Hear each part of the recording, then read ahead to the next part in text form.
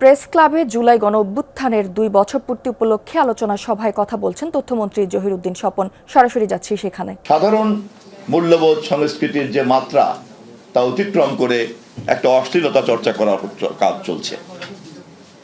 সবচেয়ে দুঃখজনক হচ্ছে এই তৎপরতাগুলির নেপথ্যে যখন কোনো আদর্শের ভিত্তিতে করা হয় তখন তা আরো অনেক অশনি সংকেত আমাদের সামনে হাজির করে। আমাদেরকে শহীদদের স্মরণ করার জন্য কেবলমাত্রই আবেগ চর্চা করলে চলবে না।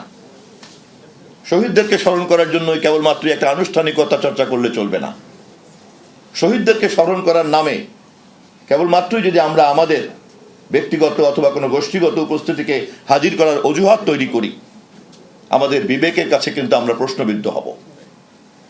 আমি জুলাই শহীদ সহ এদেশের গণতান্ত্রিক আন্দোলন, স্বাধীনতা যুদ্ধ তথা ভাষা আন্দোলনের সকল শহীদের রক্ত এবং বিসর্জনকে এক জায়গায় রেখে আমাদেরকে পরিমাপে বসতে হবে যে এত রক্তের বিনিময়ে কতটুকু আমরা অর্জন করেছি, এবং তা যদি পরিমাপ করতে চাই তাহলে আমাদেরকে প্রমাণ করতে হবে সংসদকে আমরা কতটা কার্যকরী করতে পেরেছি, রাজনৈতিক বিতর্ককে আমরা কতটা গণতান্ত্রিক সংস্কৃতির মধ্যে বিধিবদ্ধ করতে পেরেছি, এবং রাজনৈতিক প্রক্রিয়াকে আমরা কতটা গণতান্ত্রিক সংস্কৃতিতে মহিমান্বিত করতে পেরেছি।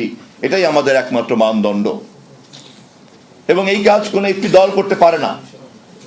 এই কাজ করতে হয় সম্মিলিত সেই সকল দল মিলে, যেই সকল দলরা সবসময় এই আন্দোলন সংগ্রামের মধ্যে যুক্ত ছিলেন। শহীদদের আত্মা শান্তি পাবে, শহীদদের ত্যাগ সার্থকতা লাভ করবে যদি আমাদের এই অর্জনের দাবিদার আমরা যারা, সেই সকল রাজনৈতিক দল শহীদের এই আত্মত্যাগের এই লক্ষ্যটিকে অনুধাবন করি। 2 বছর পরে সকল শহীদদেরকে স্মরণ করতে এসে আমাদের নেতা, আজকের এই অনুষ্ঠানের প্রধান অতিথি জনাব মির্জা ফখরুল ইসলাম আলমগীর, যাকে আপনারা পরিচয় করিয়ে দেওয়ার